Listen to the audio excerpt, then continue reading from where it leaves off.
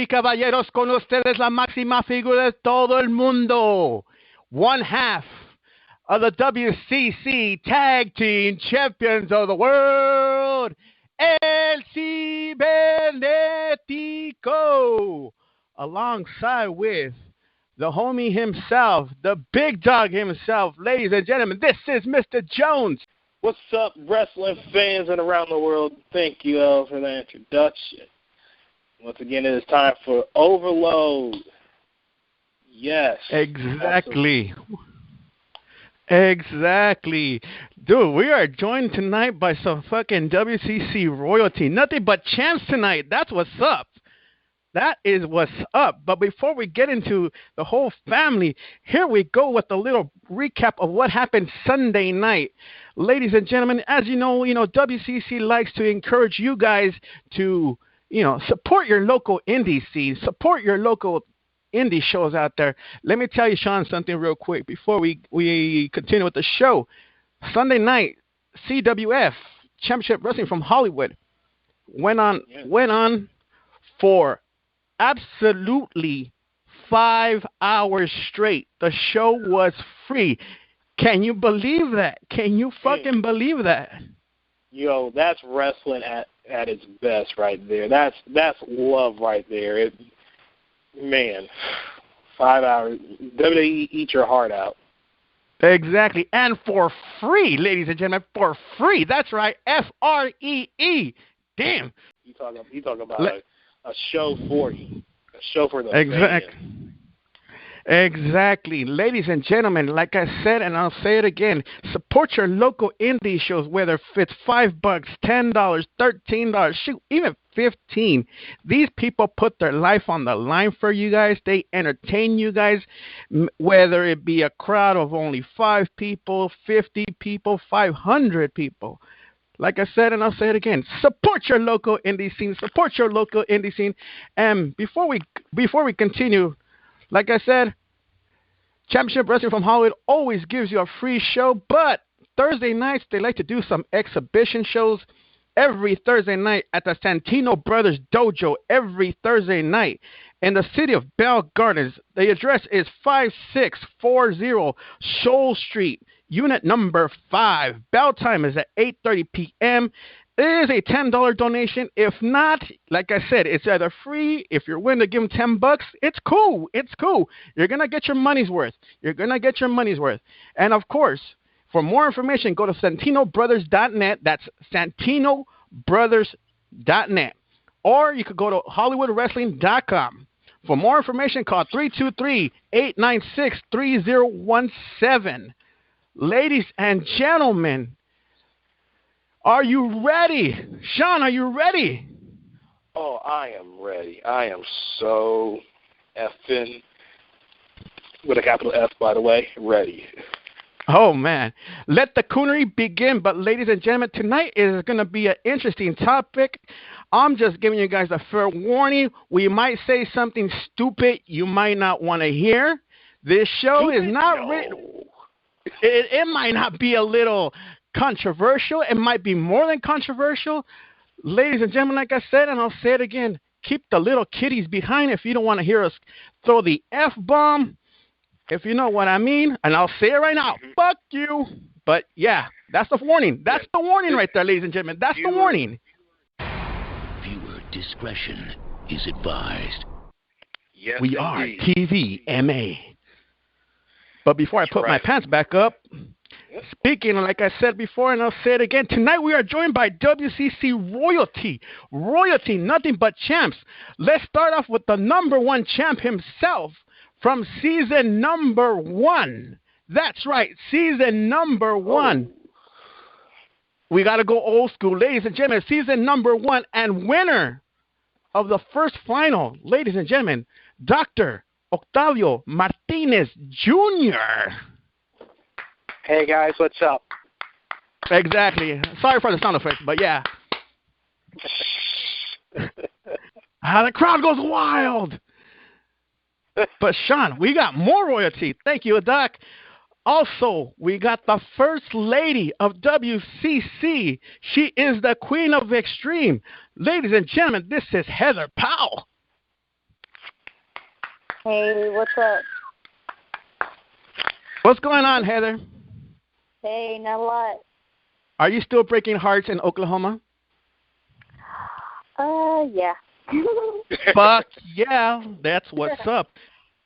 Ladies and gentlemen, introducing my tag team partner, co-owner of the WCC Tag Team Champions, WCC's very own pervert. Ladies and gentlemen, this is Paul Martin.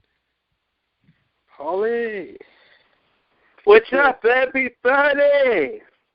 We Put got your one more pants week back to up, go, mister. and we're going to kick all of your buffoonery asses. And we're going to be number one. And you know what? I wasn't going to go there, but thank you, Paul. But you know what? This is royalty because you got to think. Everybody in here held a title at one point.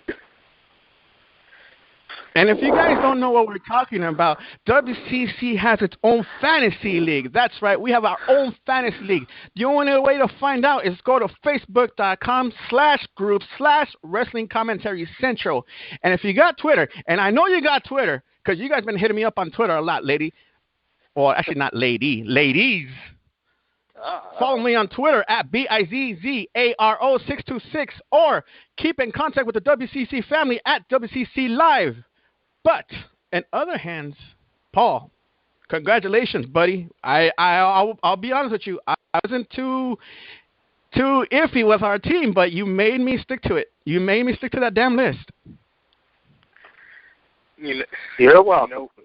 You know what? I would say something, but I'll keep it real. I didn't make it to the top 10 with my tag team partner, who I will name nameless right now. Hated it. But I will say this: you will see me back on top in season 8. So I'll keep my mouth shut until then. Speaking of people who can't keep their mouth shut, oops, did I just say that? Ladies and gentlemen, he is the second Grand Slam champion, the first champion in WCC to hold a tag team title 2 times in a row. I'm talking about DJ Gator himself. Gator, where you at? Thank you. Thank you very much. I don't need your applause. I applaud myself. Oh, really? Oh, shit. I am just that awesome.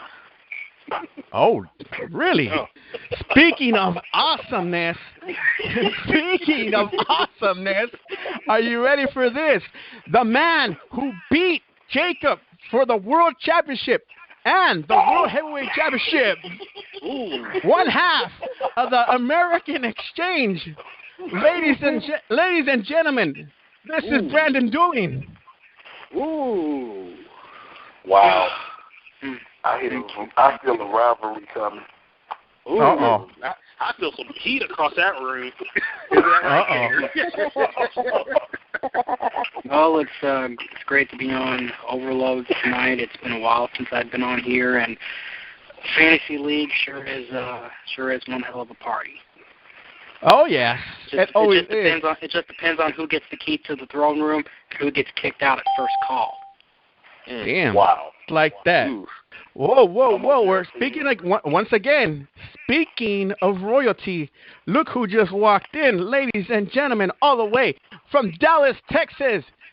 All 500 pounds of him, I think. But then again, maybe less. You never know. Ladies and gentlemen, he is one half of the creation of the 187, Mr. Brian Red Jones. Yo, what's good? What's good, Red? I don't know, man. Is it true that it's raining in Dallas right now? We was raining early. It was raining early this morning, but it's not raining right now. That's not the question I was asking. Is it true you're 500 pounds? There he goes. Already. It's possible we might be getting snow this weekend. So. Ladies and gentlemen, Garfield and friends. Thank you very much. He wasn't in the room 10 seconds already. It's the game.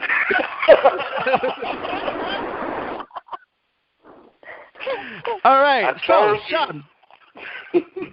Go ahead. So, Sean, break it down for everybody. What's tonight's topic? Tonight's topic, once again, is going to be controversial.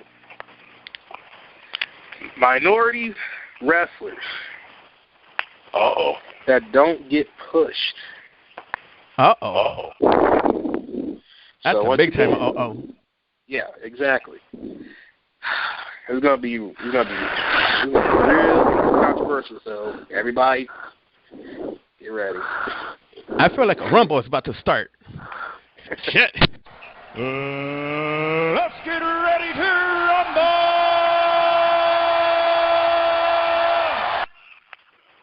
Oh, damn. Here we go. So, topic tonight, minority wrestlers. Sean, break it down. Everybody, it doesn't matter. I mean, me and Sean, we basically got a list. You guys could just throw in names as we go along. But, Sean, start it off. Who's the first guy that stands out in your mind that's been held back in minority wrestling? In minority wrestling, geez. The first one, right off the bat, I mean, he may have got his push, but I really think he's been held back for a while, for a long time, is Kofi Kingston. Oh. Number one. I mean, uh-oh. Yeah. Kofi Kingston, I really honestly do. I mean, I feel like he has an edge career. Ooh. Like, you basically been, you know, their go-to guy to hold the Intercontinental or U.S. title, but will not see the light of day of main eventing at all. Wow. Ever? I mean, ever? Ever.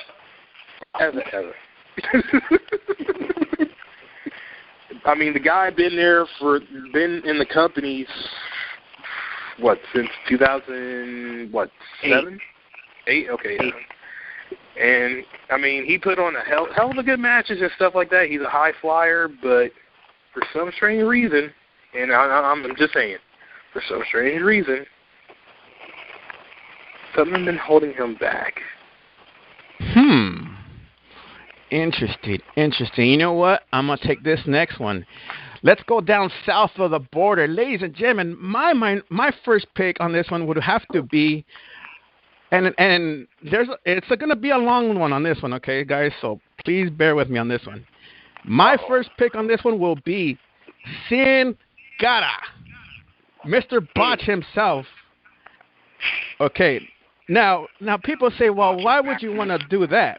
Why would you want to, get this guy being your first pick? Well, here's the deal. One, he's coming from Mexico. Two, he's too used to being a Mexican luchador. Okay? My thing is this. Now, this is where people are going to get a little offended. My thing is this. He could out-wrestle about everybody in this room right now, your top 5 picks. Guarantee he could out-wrestle your top 5 picks right now. It doesn't matter who's on the list. He could out-wrestle all of them. The problem is this. The real problem is this. The talent that we have right now with WWE is the fact that they're so built to a certain extension of a wrestler. There's certain ways, certain styles that they learn, but it's not enough still to keep up with guys like him and another guy who will be mentioned in my list later on. But I'm talking about Del Rio. Some people complain about these guys. Oh, they botch. Oh, they suck. Oh, this and that. But the real truth is this. They cannot keep up with the guy. When he first debuted, he out-wrestled Cody Rhodes. He out-wrestled Sheamus. He out-wrestled Daniel Bryan. He out-wrestled, I believe, even... damn, I just had his name on fucking the tip of my tongue. Another white guy. No offense to anybody out there, but another white guy. Daniel Bryan was one of them too. Daniel Bryan. He out-wrestled all of them. What about Jericho? He didn't get to wrestle Jericho yet. I don't think he has a wrestle. You know what? I'm gonna have to agree with you on that. Like, Sin Cara, yes, he botched, but he botches the U.S. style of wrestling. I mean, Maximus. I mean, the guy can do it in the ring, you know, as for the luchador style. Right. And I don't think we'll ever see him hold a title. And I hate to say it, he's going to be one of those guys that will showcase, but never hold a title, and he'll be like one of those guys to be held back. Like, say, for instance, the match between him, Sin Cara versus Sheamus, Sin Cara versus Cody. He out-wrestled them, but he left them, like out of air. If you pay attention to that match, the whole time they're fucking, you know, choking for air. Like, they look like me when I'm fucking chasing the ice cream truck. Oh, that's how they fucking look. Like me, like it's me chasing the fucking ice cream truck. Wait, motherfucker! Damn. You know, it's like that. That's what I'm talking about. But you know what? Let's switch it over to Heather real quick. Heather, who's one guy that stands out that's been held back in your point of view? Wow. Okay. Like that's like been underutilized. That hasn't been. What do you mean? Like that should be pushed more? Yeah, basically, but that is not American, basically. Kofi, he's been in the company a long time, dude, and he's been in mid-Carter like the whole damn time. He's basically like what he said. He's not going to go above mid-Carter status at all. Right. They're not going to give him. He is never going to get a World Heavyweight Championship title. He's not going to get a WWE Championship title at all. And you know, and he's talented. He's got talent. And you know, he's very talented. He's just, I don't know what it is, but he's just not going to get, you know, that kind of status. Because he's black. Uh-oh. Because he's black. Well, wait a minute. No, you can't say he's black, because here's the thing. If you go back in time with How can it be because he's black? Because Mark Henry, he was the World Heavyweight Championship. But here's the thing. If everybody remember, when he first got there, they said he was from where? Jamaica. But then it came around that he was from was it Ghana? Ghana, West Africa.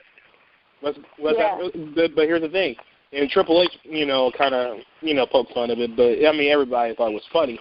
But now it's like, now what to do with him now? Unfortunately, you know, it's like, is that going to hold him back because he's supposedly from two different areas? But I mean, like, you know, like I said, he's going to be treated like Edge. He's not going to get that. He's going to stay in the company, and till like his last leg, he's going to get a WWE title shot, and I think it's bull, because I'm not. He's really talented. He's really talented. He is. You know. He is really talented. But my thing is this, Sean, you nailed it right there when you said about Triple H. When Triple H called him out on that, I believe, from a producer's eye, I believe that hurt him a lot, because now it's like, oh God, now I gotta wash away that Jamaican accent and all that Jamaican stuff that I used to say and talk about. Now I'm like, okay, now I went from. They've let him still use his theme song. It's like now I have to stop talking about smoking herb and going, you know, unga bunga bunga unga munga bunga bunga. Like, what, really? That was disrespectful. Right? I know. I'm sorry out there. Speaking of minorities, let's go with our first minority champion, Dr. Octavio Martinez Jr. Okay. Who stands out?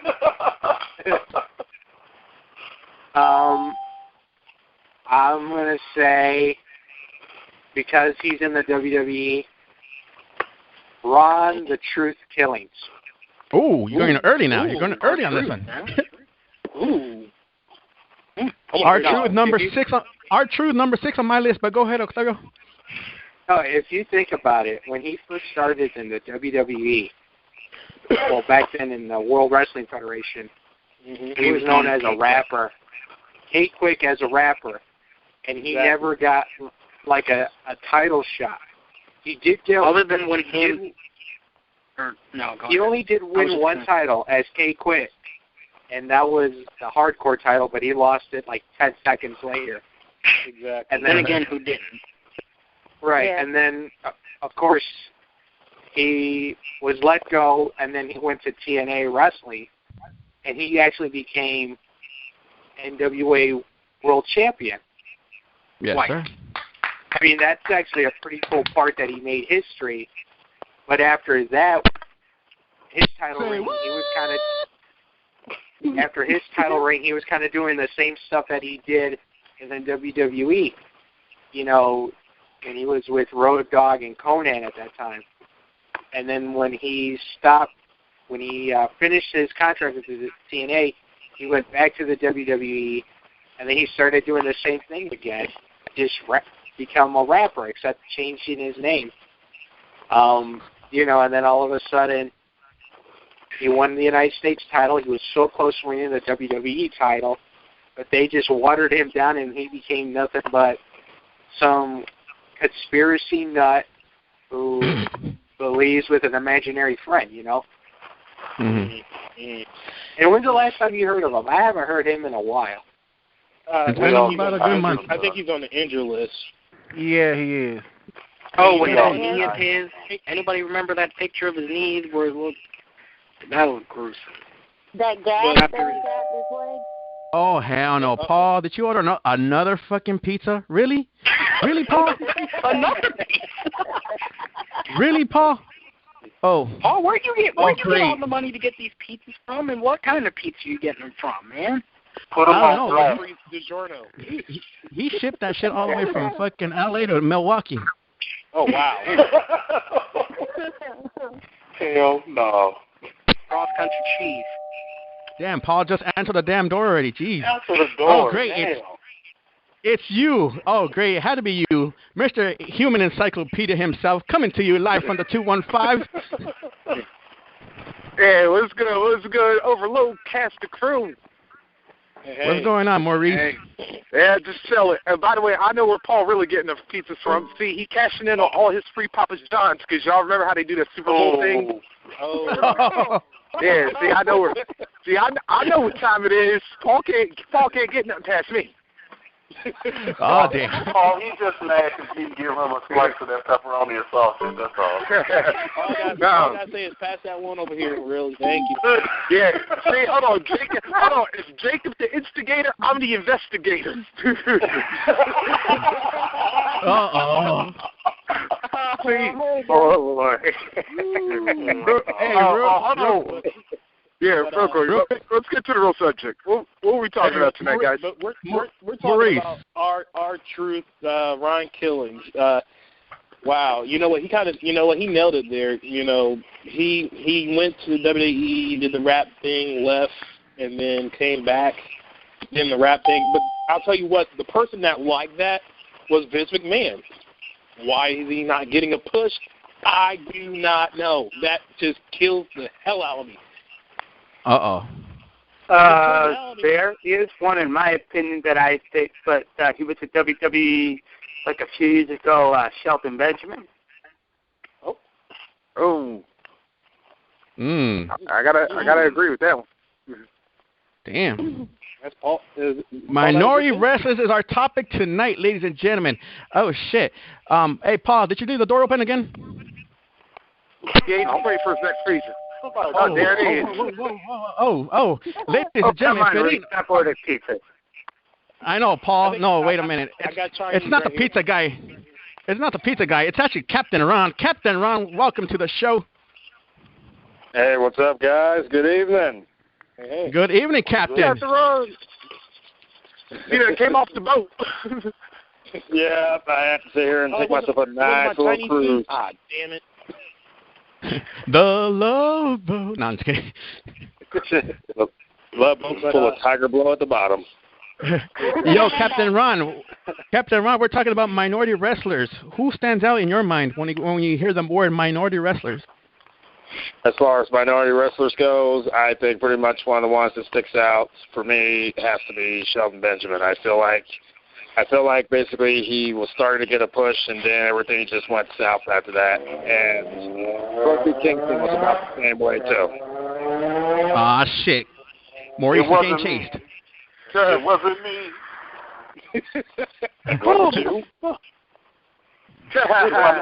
But you know what? Somebody was.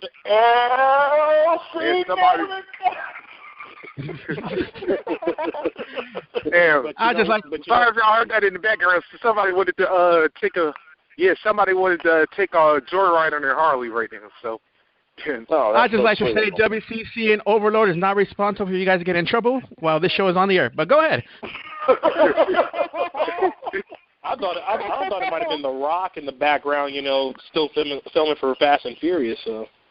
Wow. If anything, right now he likes rushing to stop the milk truck so Heather can have her pancakes.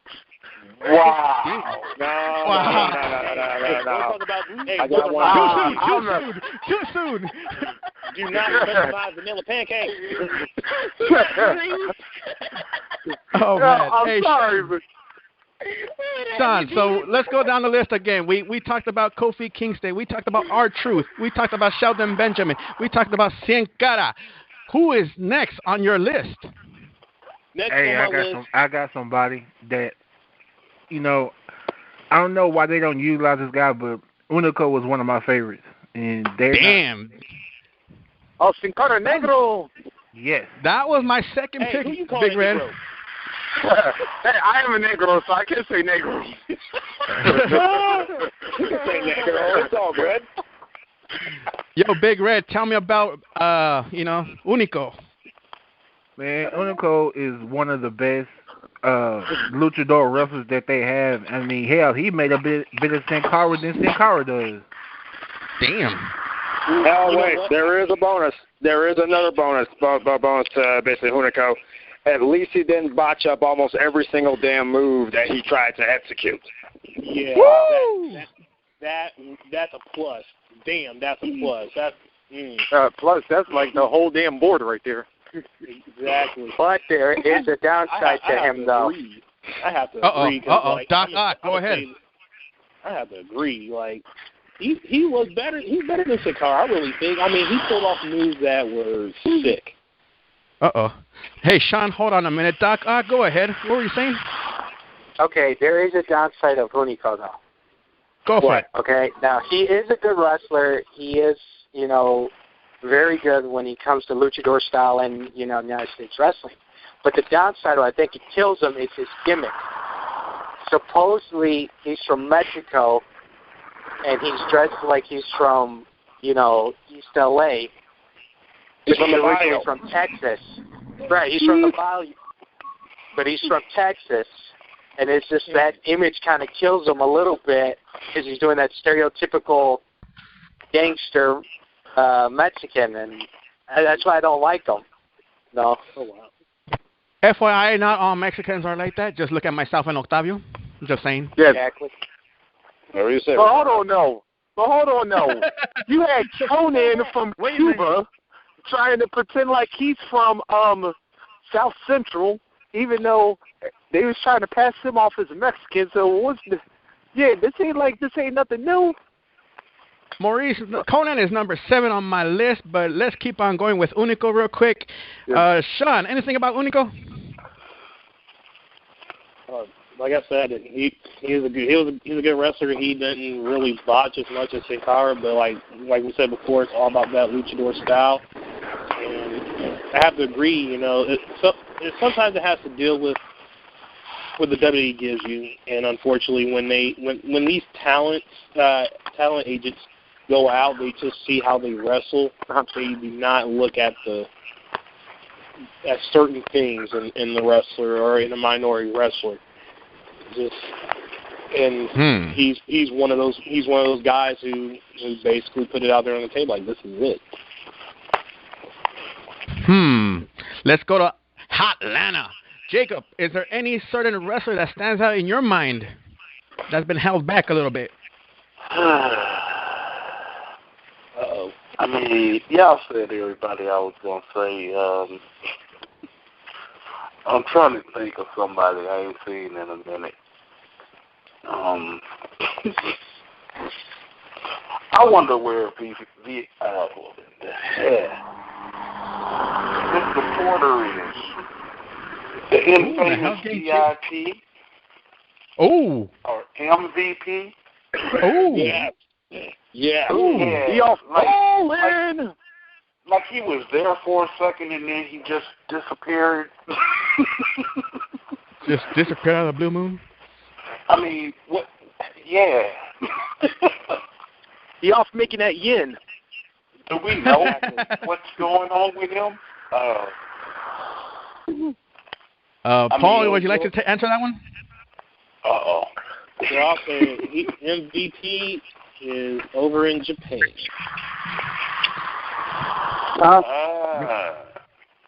Yes, he's in a better world. Better world. I ain't even mad though.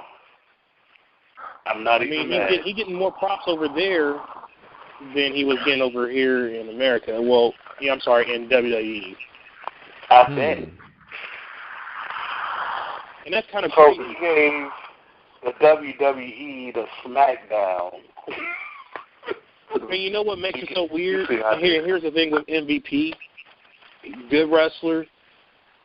He was one of the guys I'll say that could stand up to Chris Benoit, in a ring, as to his last couple matches and stuff.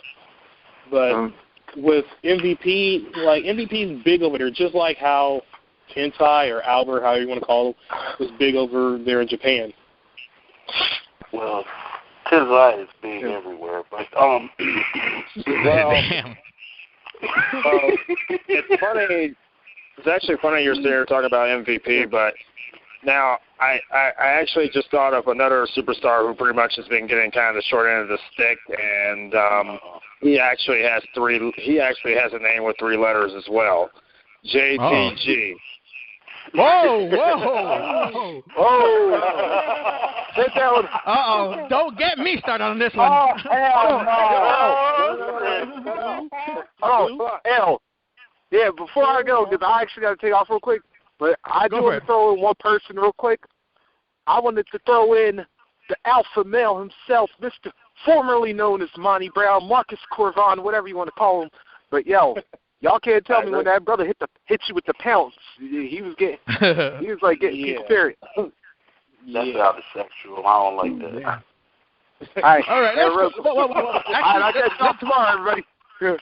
All right, guys. All right. Captain Ron, let's go back to you on this one. JTG. You mind giving me a little history lesson on this one? Okay, so let's go back to JTG's time when he was with Shad Gaspar with Crime Time. These guys had themselves that good gimmick. They were pretty much from Brooklyn. They had the phrase, if you desire it, we'll acquire it. They lived up to that almost every time. They're probably one of the only guys on the planet besides, of course, John Cena that has pretty much sat here and called Lita's character exactly what she is. I mean, I think there's a lot of people who would go back to say that's from the Survivor Series when Crime Time stole like a bunch of stuff from her dressing room and pretty much went on a nice little going away yard sale for her. But they never were pretty much at the top of the mark as far as the tag team division goes, even though they were pretty much beating representable tag teams, but they never got a legitimate shot at tag team gold, even though Carlito and Primo got shots, Miz and Morrison got shots, and the tag team division was pretty much weak then, so Crime Time never got the shot. But then when they split up Crime Time, JTG was pretty much nothing more than a punching bag for Shad until Shad got Future Endeavored, and then they kept JTG, and now JTG has become the official punching bag for stars like Tensai and the Funkasaurus and the Great Khali, but they pretty much have done more of a push for Kofi as far as singles titles than JTG for singles titles, and JTG has not pretty much gotten a legitimate push. If they actually gave JTG a legitimate shot, I think he would actually shock and surprise a lot of fans. There's still a lot of a lot of big pro crime time fans out there. So I think that there are some people out there, especially if you're going to be in places like New York or Jersey, that would love to see, some of the hometown guys get a good push. It would have been good to see JTG get in and be able to establish himself as a singles wrestler, but he never gets that chance. He never gets that TV time. He never gets that opportunity. I want to jump on this so bad. Go ahead, Sean. I was about to call you out on this one. Go ahead, Sean. Wow, I'm gonna say this. I actually talked to the guy. He's real intelligent, and I kind of feel I do feel bad for him. He falls in that line with R-Truth.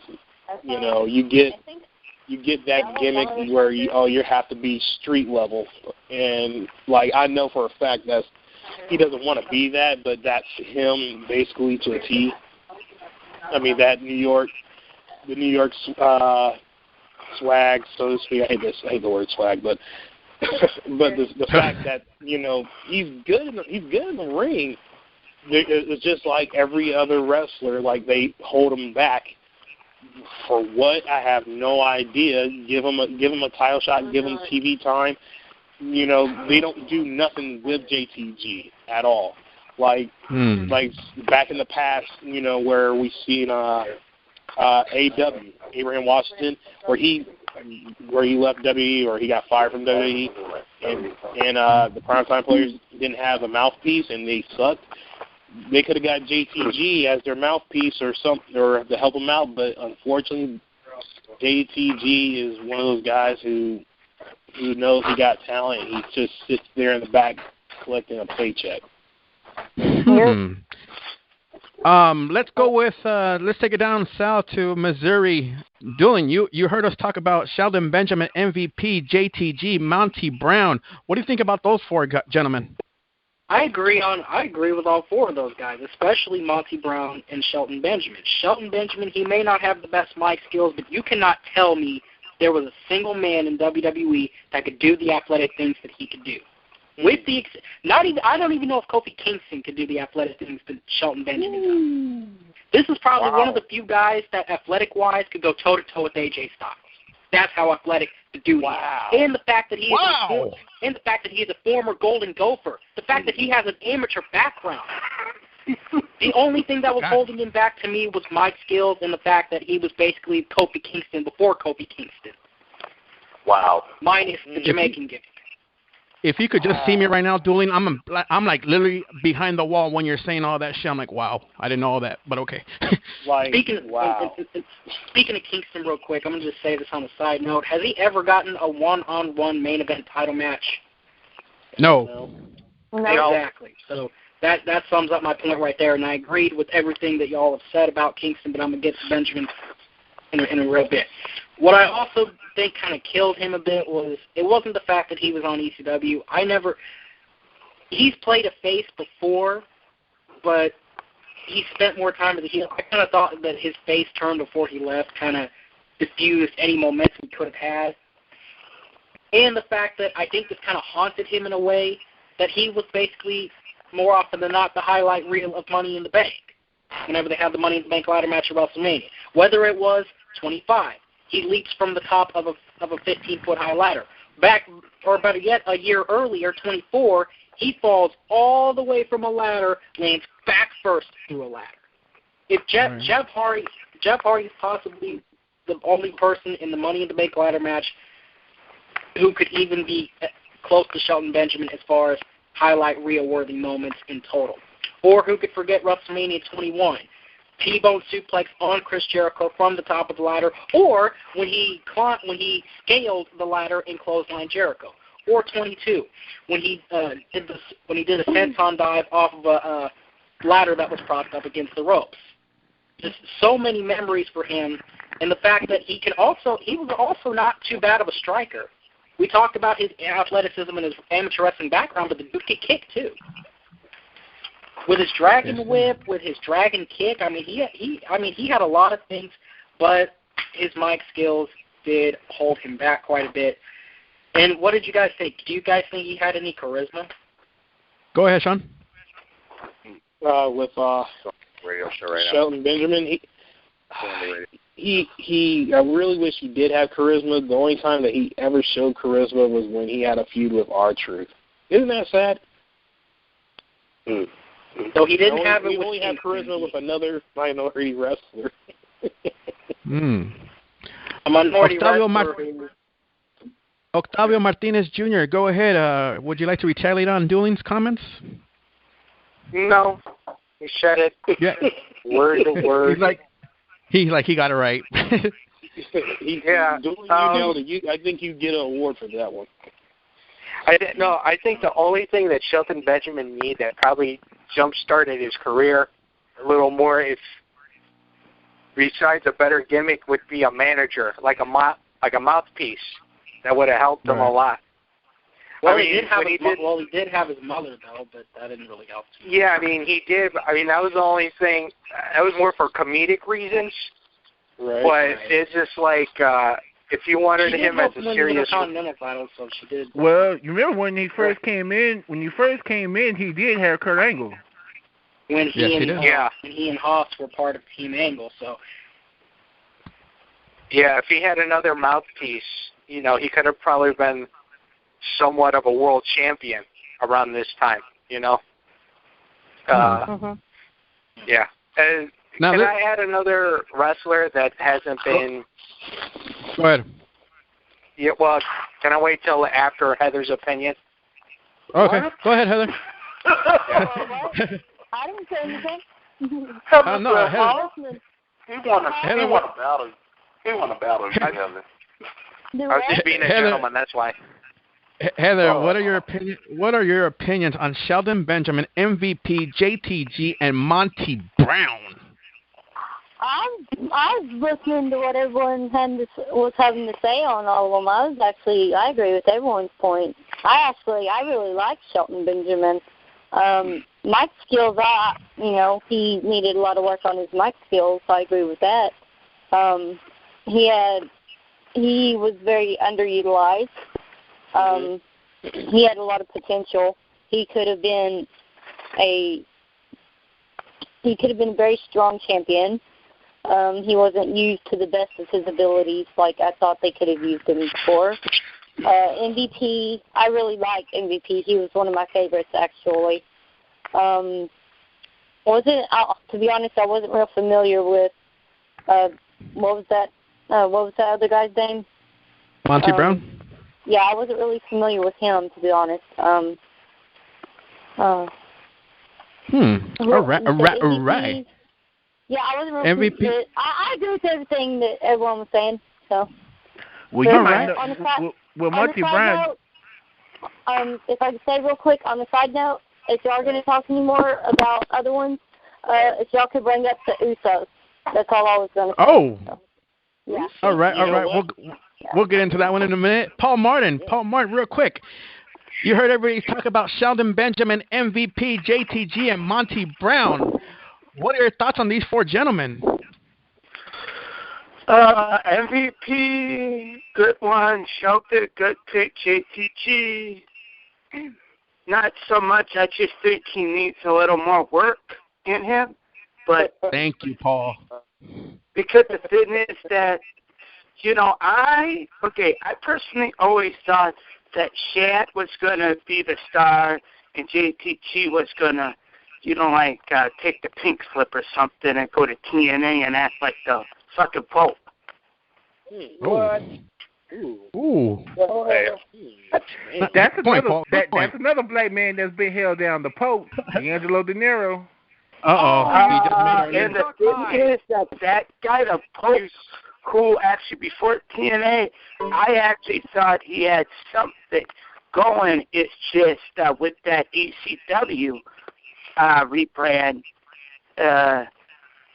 they did okay for a while. It's just I thought Elijah Burke would, have something, but well, you know how WWE is. They fuck up. All right, let's be switching channels now. We're switching over to fucking Spike TV. Yeah, we're talking about TNA. And, of course, we have to start off with the Pope, a.k.a. Elijah Burke. Big Red, you're the host of TNA Recipe. What do you think about the Pope? Man, the Pope, that dude right there is a beast when he gets in the ring. I mean, he has mad skills, too. The dude he's very athletic as well. He's another guy up there with Shelton Benjamin and the rest of them. The guy is very athletic, and TNA, they dropped the ball on him, too. I mean, the whole time he was there, I mean, he didn't get not one title put around his fucking waist, and that was just, they wasted his talent. And you talk about WWE dropping the ball, TNA drops the ball just as much, if not worse than WWE does. God damn. Let me tell you about the Pope real quick. The Pope, to me, has always been that mid-card superstar.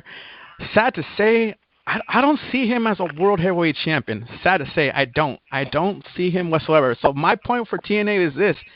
You did a good job on not giving him the world title. I'll be honest with you about that one. Yeah. I didn't see him as a 5-star wrestler, as in you got to be the world heavyweight champion. You got to be our man. You know, you got to be our poster boy. I was like, I never saw that in him. Yeah, I have to say that too, because like, don't get me wrong, I agree. I agree with my twin. You know, the Pope was good. He was good on the mic. He had a good feud with Samoa Joe. I think TNA used him right, but just didn't give him enough TV time, so to speak. You know. And right. I mean, TNA, they're using their minorities right to a certain extent. To a certain extent. Because, like, I'll say it like this, and I don't mean to switch it up or anything, but Conan, he was in TNA. I thought he was good at TNA, but it was under another management at the time. So, like, I think he was one of the guys who. Does anybody else want to mention anything about the Pope before we move on? Yeah, I do. Go ahead, Rod. I mean, I've seen the Pope a couple of TNA matches. Of course, I know him as, you know, Elijah Burke in the WWE. It is kind of a shame that, you know, the WWE did not give him a very big chance of becoming a very successful superstar, like a successful mid-carder. They never gave him like a United States title shot or a Intercontinental title shot. I mean, he would have been good for a mid-card champion. It's just, it's kind of a shame that he never got that push. When I was playing, when SmackDown vs. Raw 09 came out, and I saw his move style, I had to use him as a storyline where he became United States champion and faced The Undertaker for a WWE title. And he defeated, like, former world champions around that. And the reason I did that is because his move set was very good. Not only was he a good wrestler, but he was also a boxer as well, and that's what made him a very good athletic person. It's just a shame that you didn't get to see him have a very decent push in the WWE, and TNA kind of made him like crap. The only thing that he did good that was not in wrestling is that he was an extra on The Dark Knight Rises. That's it. Right. Oh, wow, really? Yeah. I didn't know that. Who are we talking about? Elijah Burke, a.k.a. the Pope. The Pope is pimping. Is pimping. Jacob, do you know anything about the Pope? I mean, anything come to your mind? You just gonna push me out there like that? Yeah, Omar. Yes, sir. Let us know, Omar. Omar. I jump out the way and you fall in the street. No. Come on, Mr. Walter Simmons. No, honestly, I'm not real interested. Well, he's back. He's back from the 215, Maurice. What do you think about the Pope? Yeah, I gotta say this. That Mr. D'Angelo De Niro, yo, that dude, yeah, his last name said it all. He was money and wasted money at that because TNA, what was y'all thinking? This man was gold, and y'all let him turn to whatever level is below bronze. That's still, yo, I'm sorry. TNA especially has been good. I thought WWE was bad at wasting black talent. TNA, y'all just as bad, if not worse. And wow, he said it, not me. Yeah, I did. And I was being disrespectful too while I said it. I mean, for a company that had a black man as NWA champion, so I sure would have thought they would have taken better care of Paul. So, Octavio, tell me about Conan. What you got on him? Well, you know, I never seen him that much on the TNA wrestling, but I do know that he did do 3 Life Crew and American Exchange.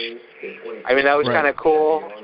But, like, when he was in WCW, he did Filthy Animals, and he was part of NWO and NWO Wolfpack.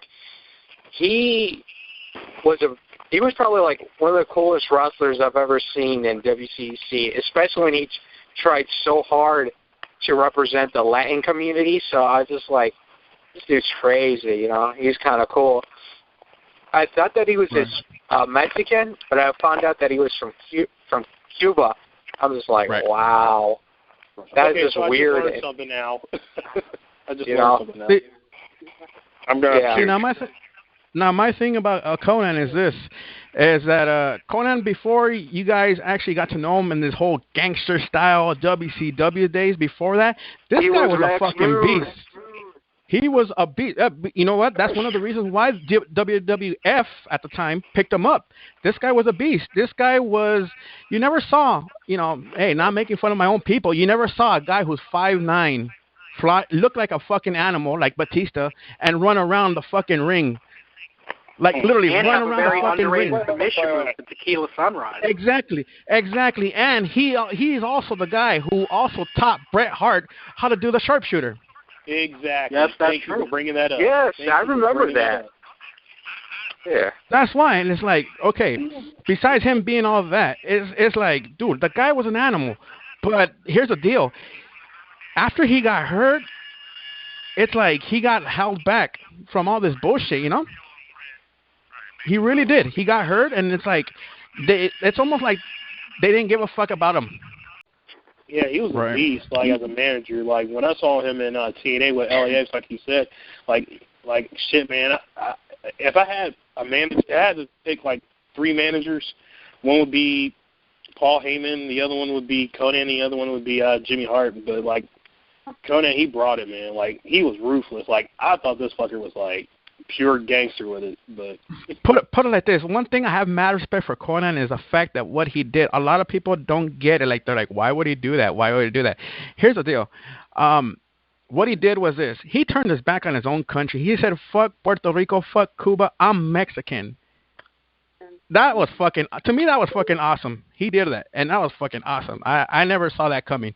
He turned his back on his whole fucking family and community. By the way, just to show you how much heart he had into this business of wrestling, which is lucha libre first, the fact of the matter is this: he actually changed his name. What's that? He changed his name. He gave himself a full Mexican name. He gave himself his name of Carlos Espada Gonzalez, from being Carlos Pineda. Like, that's fucking awesome. That's fucking awesome. Like, that's dedication. Exactly. And he started saying, you know, the owners of, you know, AAA, he actually said, you know what, you guys are my parents. My parents left me. They put me for adoption. They left me behind. You guys are my parents. If anybody asks me who my parents are, it's you guys. Oh, my God. Really? That's how fucking awesome this dude was to me. I mean, I give him mad respect. He talk about being a mark. Talk about being a mark. That's how much fucking respect I have for the dude. But then after, I'm not in a good Stop this bullshit. Cut this shit Go out. ahead. Are you fucking kidding me? Go ahead, Captain Ron. You guys are basically sitting here saying, you know, Conan was this god among men and blah, blah, blah. bear this in mind. This is the same man who went on national TV to a stupid cow like Nancy Grace and pretty much badmouthed every single promotion he worked for. He badmouthed TNA, he badmouthed WCW, and he sure as hell badmouthed WWE. And the reason being, you can't really say WWE isn't worth badmouthing, can you? Or WCW? Hey, I put it like this. Hold on. Let Captain Run finish. Go ahead. Go ahead. Now, I will be the first to say, when Conan was on. He was the man. I had mad respect for Conan up until that moment. When that stupid bitch Nancy Grace had the balls to literally sit here and open her big fat double wide trailer park mouth and actually sit here and bring on this slew of former wrestlers who probably have animosity towards the great Vince McMahon. She not only lit a fire under a lot of people's asses, she pretty much set in motion a lot of people sitting here saying, I don't think I want to sit here and actually like this guy anymore. I don't want to like this guy. I don't want to like this guy. She fucked up big time because basically she gave these guys an open forum and they aired out their own personal dirty laundry for the world to see. They stopped talking about the issue that they were brought on for. They started talking more about how much they hated the business itself or the people that were in the business or the promoters that were in the business. Like, okay, Conan, you have my respect to that point, but honestly at this point, if I had duct tape, I would literally put it over your big ass mouth right now. You fucked up big time on that one. You can't. I will openly admit that Conan is probably one of the hardest workers in the industry, and I really honestly wish that somebody would have literally brought him back just so he could basically sit here and pop off with shit like bow down, toss my salad, and peel my potatoes. But the bottom line is that this guy probably sat here. This guy probably blacklisted himself by actually going out there and actually sitting here dropping his own personal pipe bomb. Because pretty much when it comes down to it, with all due disrespect to CM Punk, Conan was dropping pipe bombs before pipe bombs were the shit. Exactly. Plain and simple. Very true. And Punk just drops pipe bombs on certain people. Conan he wasn't dropping pipe bombs, he was dropping nukes. Hello. Him and New Jack.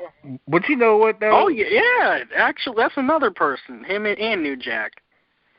I kind of don't blame him for blasting WWE because I only got two words when they used him. Max Moon was the worst fucking gimmick that he ever had. Amen. Exactly. Hell, I wouldn't want to go back to WWE. I wouldn't want to go back to WWE. Wait, worse than Gobbledygooker.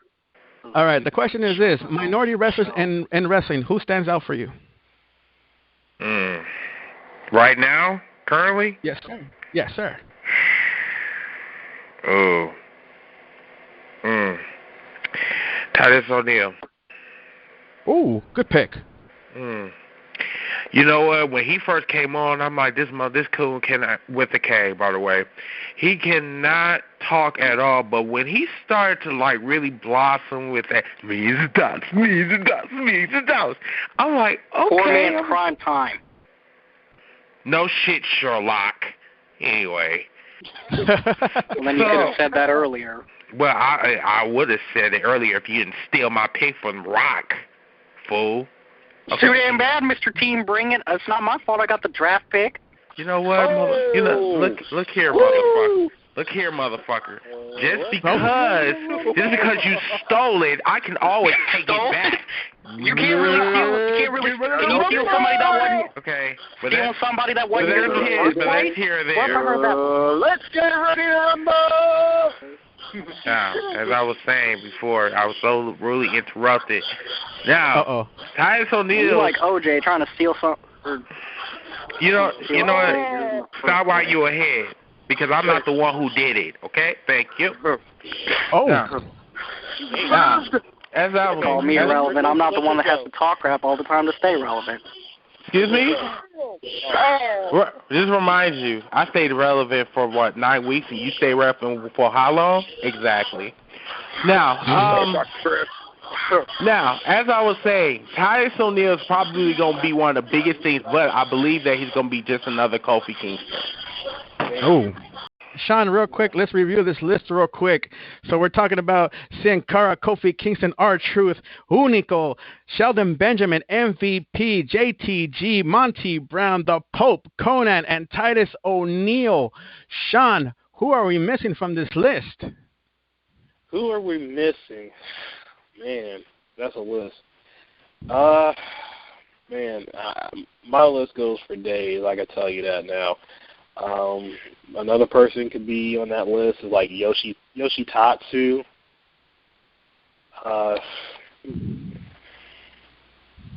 One person on my list is Ultimo Dragon.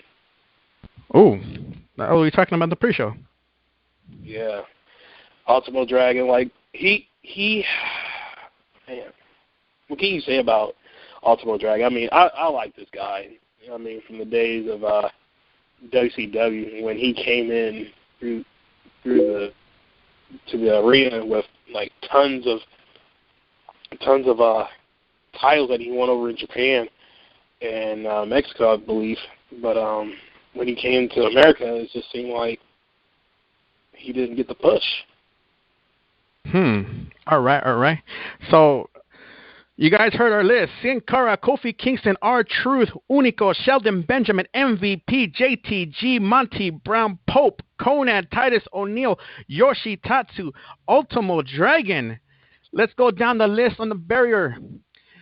WCC, let us know who are we missing from this list. Started off in Big Dallas himself, Mr. Brian Jones, Big Red. Who are we missing from this list?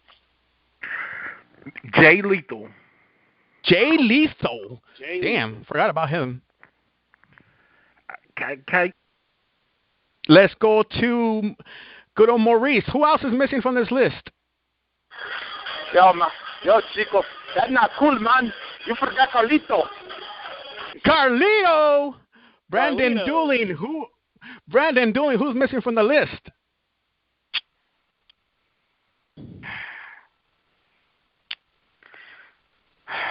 Let's see. Well, you said Carlito. You said Jay Lethal. I know I'm gonna get crap for saying this, but Tyson Kidd. Tyson Kidd, Captain Ron. Who's missing from the list? 2 people, Amazing Red and Crimson. Damn, forgot about Amazing Red. Let's go with Chris. Who's missing? Scorpio Sky. Yes, sir. Jacob, who's missing? D'Lo Brown. Damn, D'Lo Brown. D'Lo Brown. You better recognize. I'm sorry, you're going to have to unmute me on that one, dude, because, dude, the fuck? Are you serious? Okay, I'm going back to muting now. Heather Powell, the Queen of Extreme. Who's missing from the list? It's tag team, the Usos. Usos. Paul Martin. Yep. Shit. Guys, you guys already said something to pick that I think about, but Billy Kidman. All right. T-Shawn Jones. Yes. Who's missing? Wow. Like I said, Ultimo Dragon. I have to say William Regal. Ooh, nice one. All right, so Maurice, so you heard our list. Sin Cara, Kofi Kingston, R-Truth, Unico, Sheldon Benjamin, MVP, JTG, Monty Brown, Pope, Conan, Titus O'Neil, Yoshitatsu, Ultimo Dragon. Who's missing? Now, dude, I have to say, my dude, A.W., Abraham Washington. Because if y'all remember last year, just before he got released, he had the funniest line I think I heard in quite some time when he said, "Yo, Titus O'Neil, he's unstoppable like Kobe Bryant in a hotel room in Colorado." Or it was something along them lines, but y'all know the line I'm talking about because it wound up getting a fire. That was unfair. Yeah, it was. Yo, it might have been coonery, but that's coonery with a K, but I don't care. That line was funny as hell, and y'all was laughing when he said it. I know y'all was. Don't try and act like y'all was lying. So, Octavio, you've been hearing the list. Who else is missing on this? Okay, I got like 3 people, too. 2 of them are with a similar nationality, and one of them is just, he's just there. Okay, the 3 I'm going to mention. Number 1, Bobby Lashley. Bobby Lashley, huh? Forgot about him. Bobby Lashley, he was like a black Brock Lesnar. He was only there for a year, and then he never got a very big opportunity in the WWE. He could have been a world champion, all I care. I mean, he was an ECW world champion. But they don't consider it a world title anymore, to be honest. Right, which is kind of disappointing. That kind of pissed me off. He was the United States champion, which was really cool. But he did get a main event push for a little while for the WWE title. But I wanted to see more from that, from him. And then in TNA, I'm not sure if he really got a very decent push in TNA because I never see him in Impact Wrestling. But I know that push in TNA was a little weak. Yeah, because I know he was trying to be an MMA fighter, which I think he did, right? Did he even have a match or 2? Yeah, he did. Yeah, he did. He did. Yeah, because as a matter of fact, when he and Samoa Joe faced off at Bound for, go ahead. Yeah. Go ahead. It was just kind of a shame that he never got a decent push in pro wrestling because he is a good wrestler. If you bring him back, you can make him go against 2 people I could think of right now or more. Make him go against Mark Henry, saying that nobody could stop him, and he's kind of a beast in the wrestling ring, so make him go that. Or make him go against Big E Langston or Dolph Ziggler. It would be pretty good, that's what I got for Bobby Lashley. My second would be, I saw him in TNA, and he's actually pretty good. It's just a shame that he didn't get, like, a very big push. Sanjay Dutt. He was probably, like, one of the greatest wrestlers I've seen, and it's a shame that he didn't get, like, a title shot, and it's a shame that the WWE didn't give him, like, an option to become a wrestler there. I mean, he's pretty good in the indie scene, and he's kind of like, no, they didn't want to give this guy a chance. Then the last person I'm going to mention, and all of you are going to agree with me on this one. Oh. Mohammed Hassan. Oh, I forgot about him. Fuck. Damn, that's a good one. Very good one. That's a good one. That's a very good one. Fuck, I forgot about him. Dude, I think he needs to be I think he needs to be somewhere near the top of the list. Yeah. Man, the way he got exited was terrible to begin with. But oh man, he got jibbed. He got screwed. He got royally screwed. Yes, he did. Yeah. Well, Mohammed Hassan was probably like one of the greatest heels that you ever had in WWE. It was an old school heel feeling that you haven't seen in a while from him. He was perfect in the ring. He had great mic skills. He had an awesome manager, Daivari. He's another guy that is very underrated. Who should also be on the list. He wasn't bad in the ring himself. On the list. Yeah. I didn't really like Daivari though. But go ahead. Yeah. He could have been a world champion, but what killed his career very quick is that stuff that they did in SmackDown where the masked Roadman choked out the Undertaker, and it had a terrorist gimmick. And during that time, that's when they had that bombing in England, and they were dressed up like the same way. That killed his gimmick. That killed his career total. Yeah. Now, what I heard, the last time I heard about him, I heard he's a teacher, a teacher, and he's part-time a wrestler. He does wrestle in an indie wrestling company, but there's no videos of him. He does that, plus he writes a comic book with Chad Gaspard or something like that. So, like we've been talking all night tonight, Sean, we've been talking about minority wrestlers. The one question that pops in sometimes in everybody's head is, do you possibly think race has to do with, does race have to do with anything that, that some of these guys are not being pushed?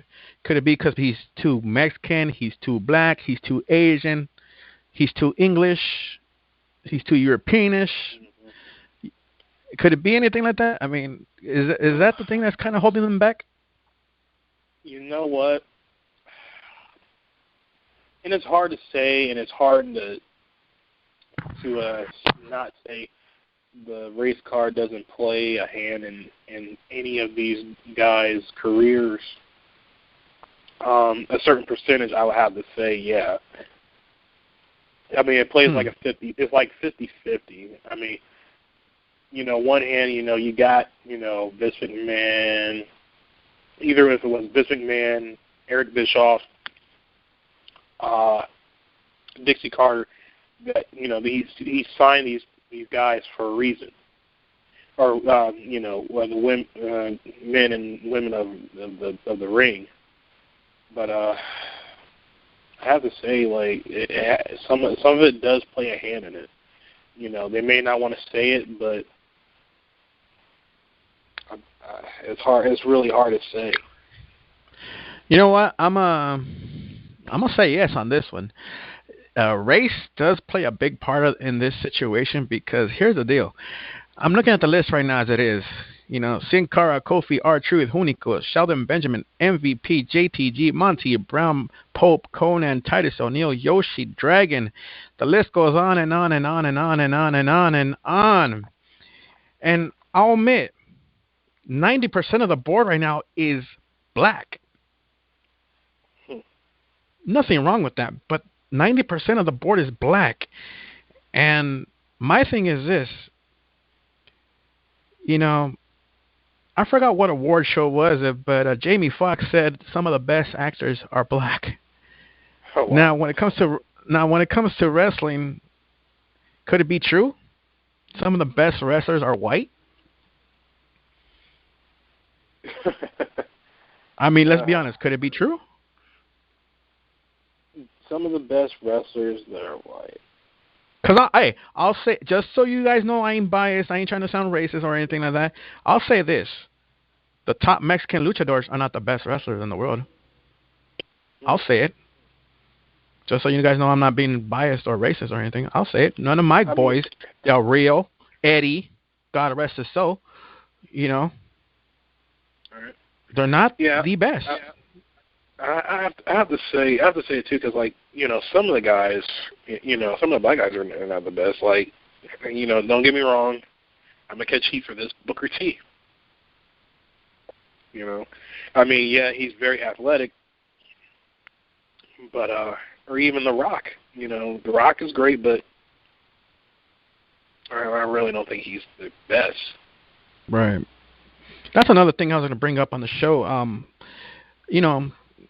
Sean, obviously, for those of you that don't know, Sean is, nothing wrong with it, but Sean is African-American, black. Sean, do you accept the fact that Rock represents your people like that? Are you cool with that? I'm cool. I ask this question to everybody, by the way, not just Sean. I ask this question all the time to everybody. Are you cool with that? I'm cool with it, yes, but someone had brought it to my attention when I first started, in WCC. It was that The Rock, yeah, he has he has African American in him, and he has Samoa. Right. But when he gets deep into his promos, he throws the Samoa heritage in there. He never really throws out the African American part. He'll show clips of his dad, and his dad is African American, right. but he'll never talk about it in his promos.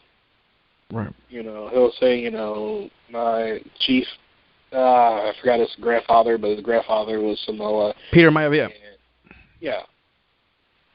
Yeah, and but he'll say his father, it's Rocky Silva, but that'll be it. But I mean, I accept whatever it comes out of, of whatever he wants to throw out there. I'm glad that The Rock was is the WWE champion. I'm happy that Booker T, I'll just say like Booker T, he was a champion, even Ron Simmons. But for Rock, like I said, I'm happy that he's champion, but when he has that African, percentage in him, right. So it's like, yeah, I'll take it. It won't mean much, but I'll accept it. Damn. Let's go with. Yeah.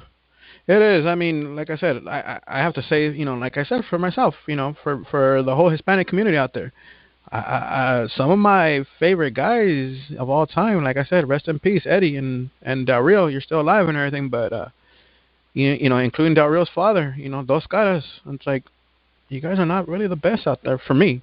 I mean, hey, it's hard to say, I wish I could be like, no, fuck you guys. It's all about, Cibernetico. He's the best fucking. No, he's not that good either, but he's a cool fucking, he's a cool guy. But Octavio Martinez, hopefully you're still here. Does race really play a factor in all this?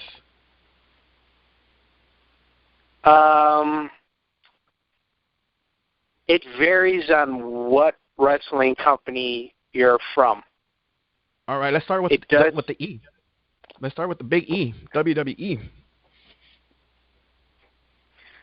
Okay, I think your race is, I think race is very important in the WWE. Probably back in the 80s, that's when they started showing the race card, and they started doing, like, goofy gimmicks on minorities and, for minorities and, other people from other countries. They start making them do this stupid gimmick or a gimmick that fits them perfectly well. It is important, but I think if you're there, like if you're a wrestler and they tell you to do a certain gimmick, the only way you could do it is if you could, play it so well.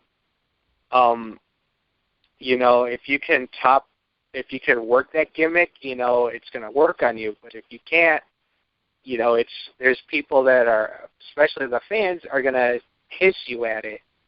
And it doesn't deal with race too. It also deals with all types of people. If you could fit a gimmick that they give you, and you try your best, sometimes it works, sometimes it doesn't work. Right. For minorities, it's just what I don't like about the WWE. Sometimes they give. Sometimes it works, and sometimes it doesn't work. Like Mohammed Hassan, that heel gimmick of an American trying to be American and not being typecast as a Middle Eastern terrorist or anything like that. That was a perfect gimmick for him. It worked. It worked on him for so well. What killed it is just that stupid stunt that they did for him. Right. If they didn't do that, and if he was still wrestling in the WWE, who knows what the gimmick could still do to him. Nation of Domination, that was actually a pretty good stable gimmick that represents, Black Power. That was pretty cool. It's kind of like starting a certain movement, and then always didn't deal with black people because they had Crush, who was actually born in Hawaii, and that made him work so well. Owen Hart, who was Canadian, that made him fit it so well. It was just basically people against Americans and white people. So that's what made it so cool. Now, certain gimmicks that didn't work, it was kind of stupid, like Tito Santana when he came back as El Matador. Exactly. That one was kind of stupid. But the only thing I liked from him is when he said Arriba. That was it. Another one, the Mexicals. Oh, yeah. That was that just like that was probably the worst.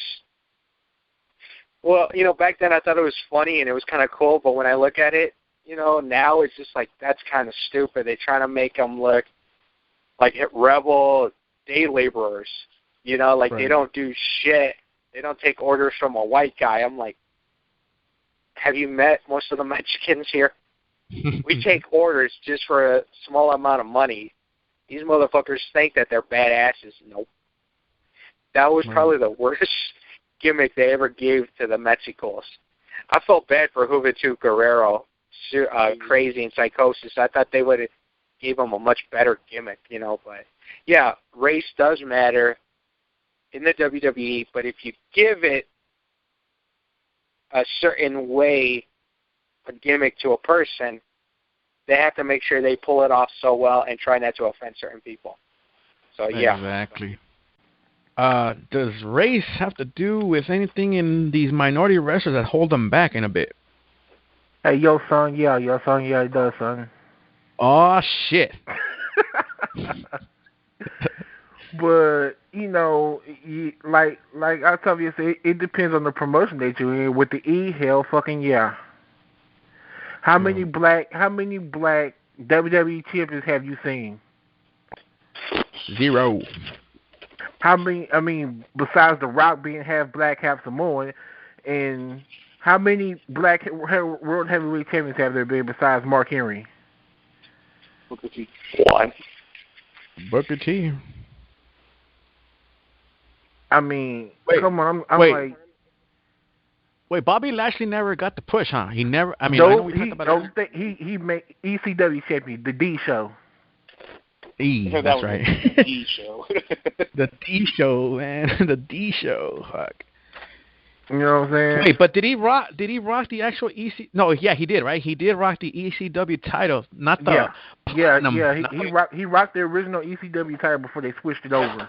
And not only that, but the last WWE ECW champion, Ezekiel Jackson. Yeah, what for what? The last show and then was it? He didn't even get to carry the belt around and flaunt it, and it was over. I'm like, really? So you give it to the black men at the last minute, huh?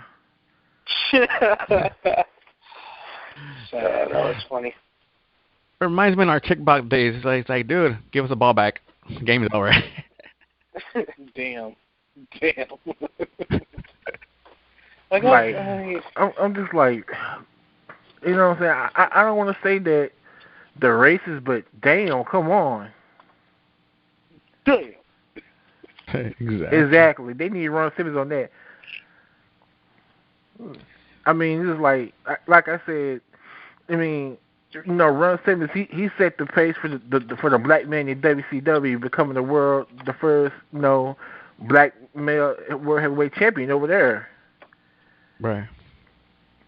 And then then the E buys them out, and then it's like, what the fuck?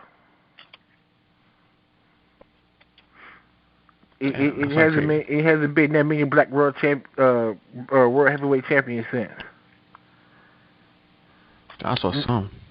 And you can ladies and gentlemen, you're listening to Overload. Make sure to follow us on Twitter at WCC Live. Like us on Facebook at Facebook.com/WCC Overload. Also, I know you got Facebook. I know you guys fuckers got Facebook. Make sure to add us on Facebook at Facebook.com/groups/Wrestling Commentary Central. I'm EL.CIBERNETICO alongside with Mr. Jones on every Tuesday night. Ain't that right, Sean? Yes, please. Join us every Tuesday night. Please. 7 p.m. Pacific Standard Time, and we'll see you guys next Tuesday. And once again, that number to call is 760-569-7676, access code 200-446-pound. And also check out every Thursday night the TNA recipe with your host, Big Red Jones. Yo, check it out every Thursday night after TNA, 30 minutes after. 30 minutes after the show's over. Same number to call, 760-569-7676, access code 200-446-pound. And we'll see you guys next Tuesday night. Gracias y buenas noches. And support your local indie shows and scene. And we'll see you guys next Tuesday night.